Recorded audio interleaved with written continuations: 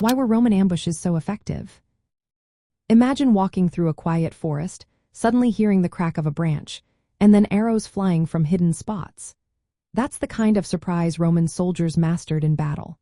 Roman ambushes worked so well because of their smart use of discipline, planning, and terrain. The Roman army was built to be flexible, not just rigid soldiers in formation. They used smaller units called maniples that could move independently, making it easier to hide and set traps.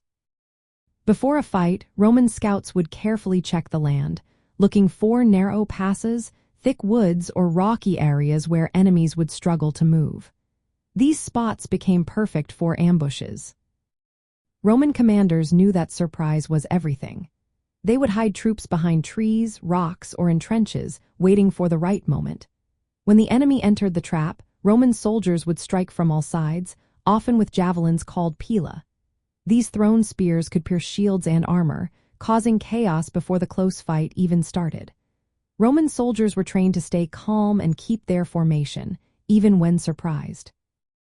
This discipline meant they could execute complex maneuvers without panicking, unlike many of their enemies who might run or break apart.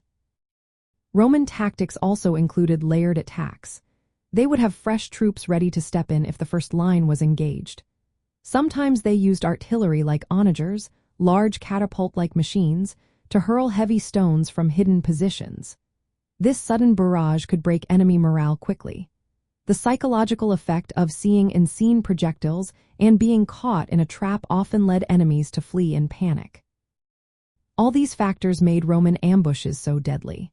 They combined careful planning, terrain use, disciplined soldiers, and surprise attacks.